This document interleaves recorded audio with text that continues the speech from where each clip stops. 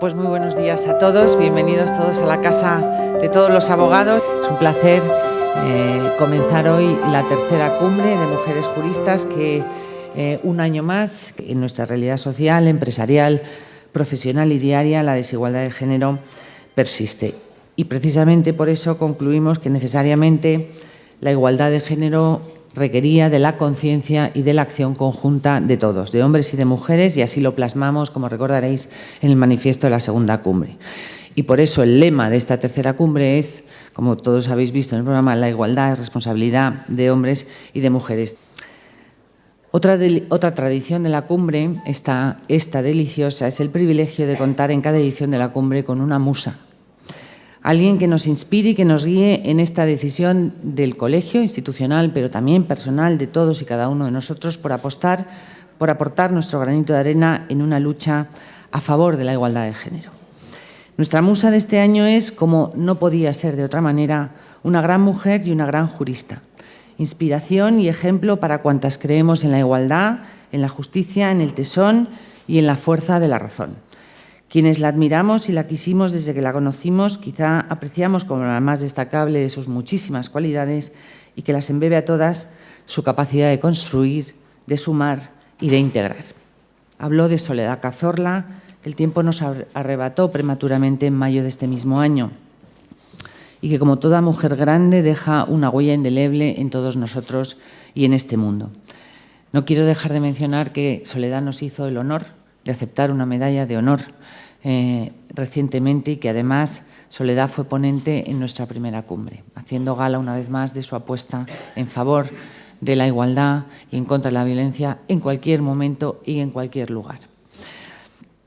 Soledad es una de las más admirables mujeres juristas de nuestra historia contemporánea. Nos deja un enorme legado porque con ella, que se calificaba como la defensora absoluta de la igualdad, hay un antes y un después de la igualdad en la igualdad y en la violencia de género. Autoridades, amigas, amigos, familia, asistentes. Porque los fiscales sabemos hablar con todo. Tenemos un escudo protector.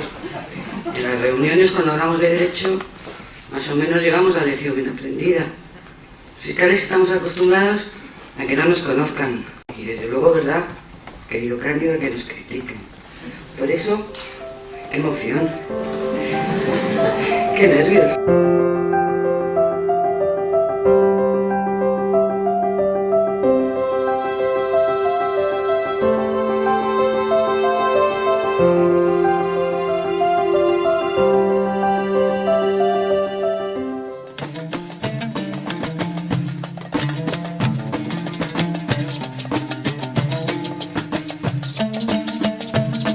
Mi hermana nació en casa, en una casa que existe en Larache y nació sobre la antigua tienda de comestibles de mi abuelo y al lado del despacho de abogado de mi padre, con lo cual yo creo que desde un principio empezó a respirar el polvillo de los libros jurídicos.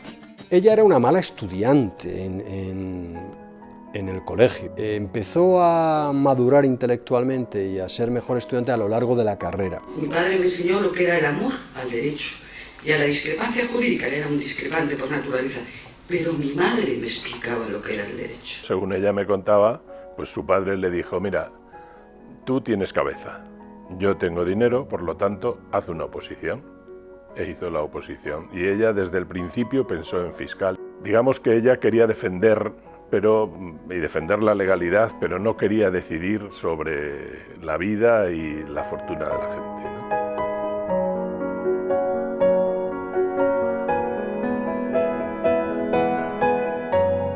Entramos juntas hace 35 años en la carrera fiscal y prácticamente se han desarrollado juntas estos 34 años y medio, ¿no? En distintos destinos, pero en algunos coincidiendo el destino, incluso compartimos piso un tiempo. Cuando era joven y bellísima, a su paso provocaba un estado palpable de agitación molecular. Después, con el tiempo, con los años, era una cosa diferente. No se lo proponía, pero entraba en una habitación y hasta la luz y el aire parecían transformarse en su presencia.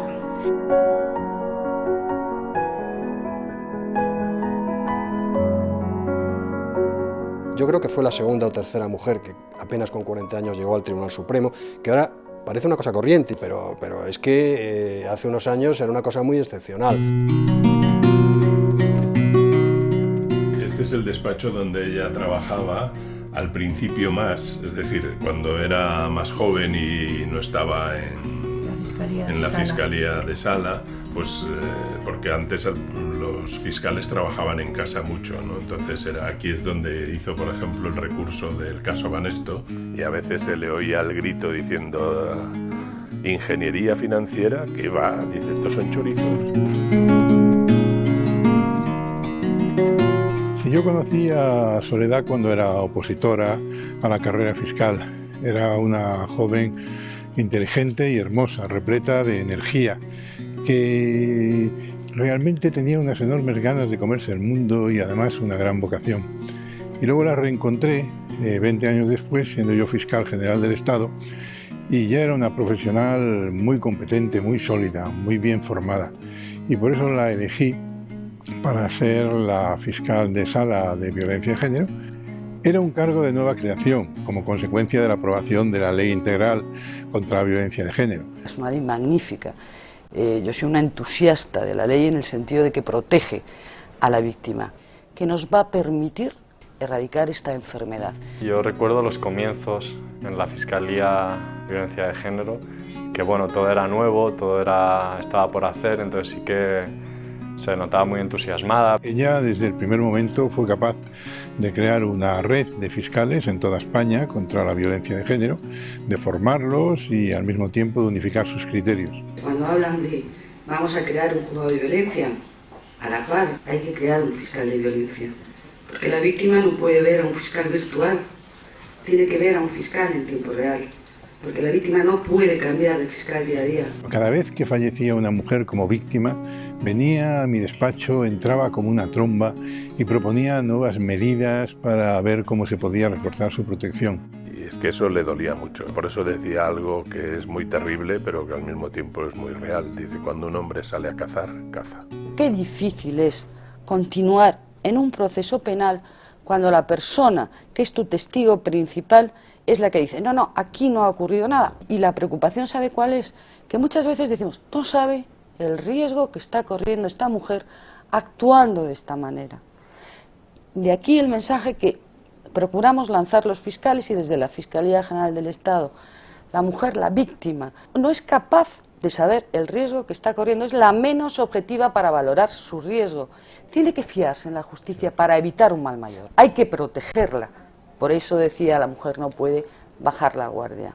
Cada muerte la analizaba, la estudiaba, la escudriñaba, procuraba adivinar qué es lo que había fallado y siempre buscaba soluciones, porque era una mujer de soluciones. Siempre echaba de menos algunos temas y por eso precisamente ella iba proponiendo mejoras, creación de nuevos juzgados, mayor especialización, mejor conocimiento por parte de los jueces y los fiscales. Lo que hacía falta eran pequeñas reformas que mejorasen, digamos, eso.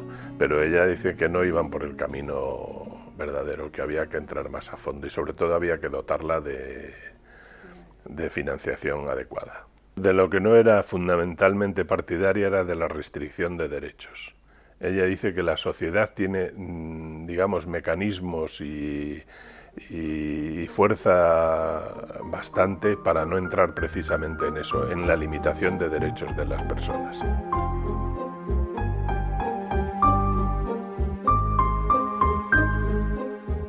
Estaba muy preocupada últimamente por dos cosas. Una era digamos, lo que llamaba daños colaterales de los asesinatos de la violencia de género, que eran los hijos, los huérfanos de las mujeres asesinadas.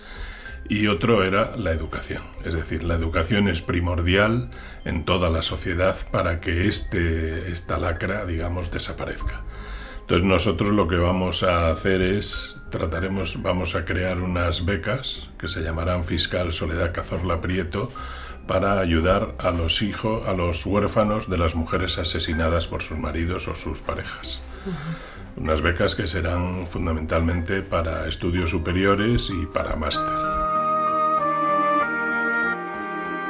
Y la otra parte que queremos es preocuparnos también de la educación en una residencia que tenemos, que es donde nosotros vamos de vacaciones, en Novelda, en la provincia de Alicante, pues celebrar allí a lo largo del año algunos trabajos que haría alguna fundación ya existente de prevención para la violencia de género, con colegios de la zona.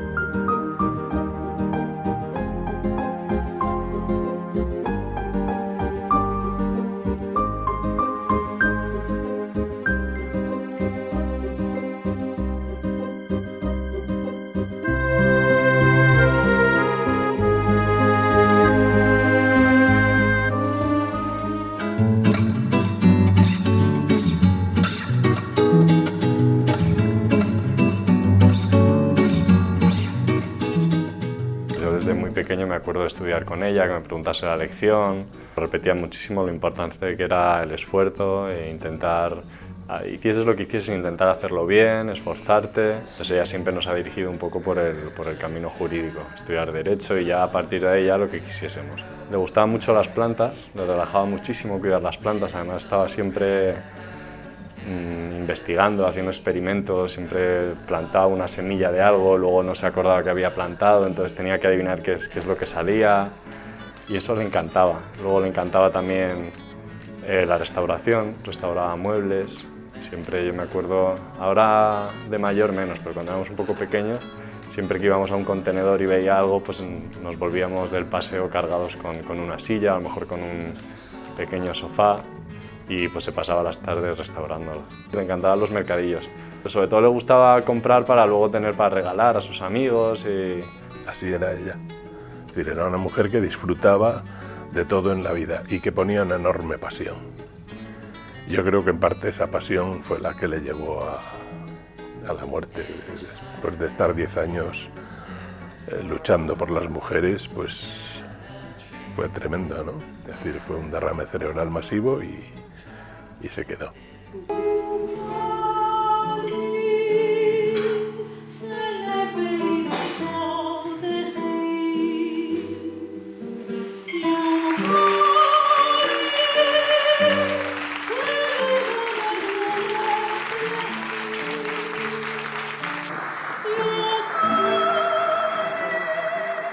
Muchísimas gracias.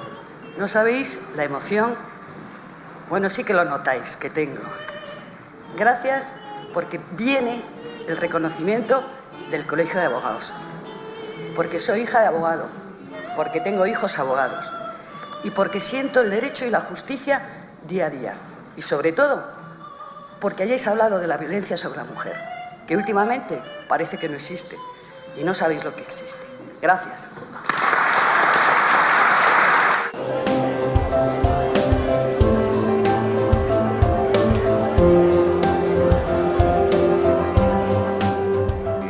Cuando se hace referencia a mi intervención, se dice palabras de don Joaquín García Cazorla y no incluye el guión del apellido compuesto.